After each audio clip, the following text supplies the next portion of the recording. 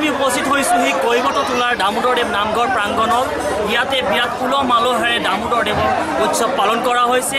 420তম তিৰুভাৱ তিথি উদযাপন কৰা হৈছে। মোৰ কেমেৰা পাৰ্চন অঞ্জনে ইয়াৰ সমগ্ৰ দৃশ্য আপোনালোকক দেখুৱাই লৈ যাব।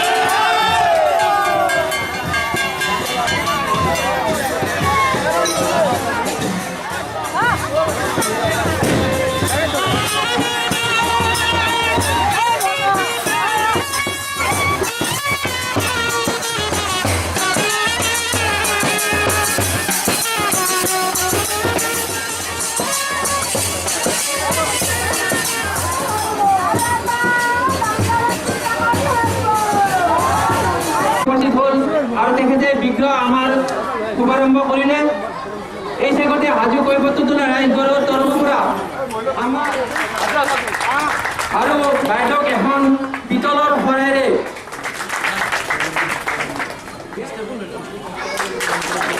ধন্যবাদ জ্ঞাপন কৰিছোঁ।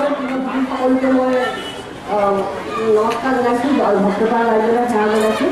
আৰু কৈবটতোলা ৰাইজৰ যোৱা বছৰ এইটো সময়ত আপোনালোকৰ সাংসদ আহিছিল, বাইদেউ আহিছিল বিজয়ালৈ, আৰু এইবাৰ আহি ইয়াতে সঁচাকৈ ভাল লাগে। এইকাৰণে ভাল লাগে, কৈবটতোলা ৰাইজে বহুত মৰম কৰে। কিন্তু ৰাইজ আৰু কৈবটতোলা ৰাইজৰ কাৰণে যিমান কৰোঁ সিমানেই কম।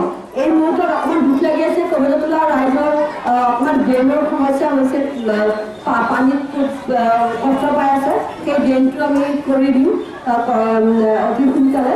আৰু তাৰ বাহিৰেও এইবাৰ ৰাইজে ক'ব লাগে যে বিধায়কৰ পৰা আপোনালোকে কি বিচাৰে, অকণমান যিমান কৰে দম দি কথা বৰ ভাল লাগে। ইমান মৰমত নকৰিলে মই আমাৰ হাজো কৈবটৰ ৰাইজঘৰৰ উপসভাপতি মাননীয় দেৱকান্ত দাস ডাঙৰীয়া অনুৰোধ কৰিলোঁ।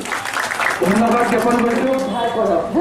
গতিকে তুমি যিহেতু ক'লা উদ্ধাৰ কৰক, গতিকে MLA খণ্ডৰ পৰা শ্মশানত আমি এইবাৰ পইচা দি আছোঁ। আৰু 3.5 লাখ টকা হ'লনে MLA খণ্ডৰ শ্মশানখন? কেনেকৈ কমিব? মাটিৰ ভেটিটো তুমি MLA এটাত ফিৰাপ কৰা, বাকী ঘৰ চৰবিলাক 3.5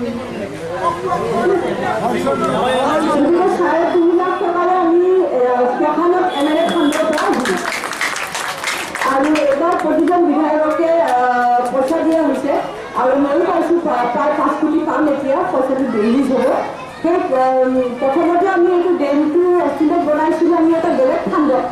এতিয়া মই দেখিছোঁ যে মই যিটো MLA যিটো পইচা দিয়ে মেইনটেনেঞ্চৰ, সেই তাৰ পৰাই বনাম। আমাৰ DC মহোদয় আছে, আমাৰ বিজয়নগৰ কৰি আছে, আৰু আমাৰ মাজত আলহী আছে। এই মনটো এক কথা আহিছে, গম পাইছেনে?